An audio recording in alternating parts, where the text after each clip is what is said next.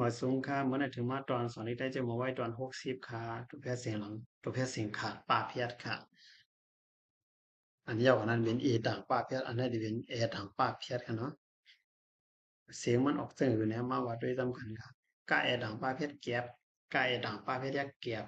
กาเอต่างป่าเพียดยักตำเก็บกาเอต่างป่าเพียดตำนาเก็บกาเอต่างป่าเพียดตำได้เก็บกาเอต่างป่าเพียดยักขึ้นเก็บเก็บเก็บเก็บเก็บเก็บเก็บไข่ต่างป่าเพียดเก็บไข่ต่างป่าเพียดยักเก็บ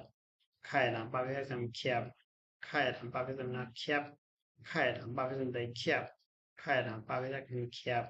เขียบเขียบเขียบเขียบเขียบเขียบง่ายหลังปลาเป็นเงียบง่ายหลังปลาเป็นยักเงียบ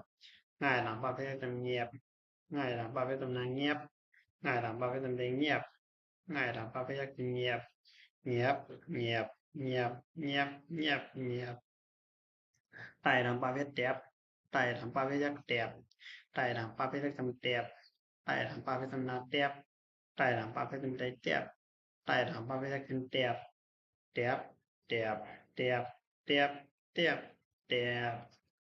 tại đằng ba họ cần khám mà biểu nó ai đằng ba vết ép ai đằng ba vết giác ép ai đằng ba vết giác tầm ép ai đằng ba vết tầm nát ép ai đằng ba vết tầm đầy ép ai đằng ba vết giácขึ้นเอฟ เอฟเอฟเอฟเอฟเอฟเอฟเอาค่ะอ่อนกันวัดด้วยมันสุดท้ายสิบก่อนผูกเนาะการออกทันอาค่ะวัดด้วยแค่พังในบินแค่พังเอฟนะเนาะแค่พังเอฟเอฟในเหตุหนึ่งรอดดูมันหลานเนี่ยอาเอต่างปาพิจารณาเอฟเหตุหนึ่งรอกันเนาะ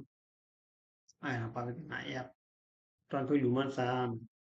ำมีเสื่ออื่นเลยเนาะตอนเพื่อรู้งองง่ายไว้ประมาณรู้ด้วยซ้ำกัน กะเอถังปาพิจารณาเก็บไฮถังปาพิจารณาเฮฟเก็บเฮฟใหญ่ถังปาพิจารณาเย็บเก็บเฮฟเย็บมาแสจำนามาเก็บเฮฟเย็บมานาเพชรจำนามันลายถังปาพยักทำเรียบมันเรียบถ้าได้สองว่าพยักโถมันเรียบโถใต้ถังปาพยักแตบมันเรียบโถแตบใต้ถังปาพิจารณาเตียบข้าหลังขัดเกณฑ์ยักทำขีเตียบขีกัสกาปนาพยักทำการเตียบขีการสากังกิยักเสร์ đẹp chỉ can sở hạt nga pe húng hạt can kia tầm hở húng hở lại đằng ba pe tầm đẹp lại đằng ba pe tầm đẹp húng hở đẹp đẹp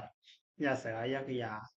vậy đằng ba pe tầm đẹp ya đẹp tao hay nga pe tầm đẹp tròn ya đẹp tròn cả đằng pe kín ya đẹp tròn kín kiếp hiệp hiệp máมันđẹp thổ đẹp đẹp chỉ can sở húng hở đẹp đẹp อย่าเวียบต้องกินนะครับเนาะออค่ะตอนเพื่อรู้ในก็สู้เดียวดีในค่ะเนาะก็อ่านกันสืบสอนทางตอน61การมาสงค่ะ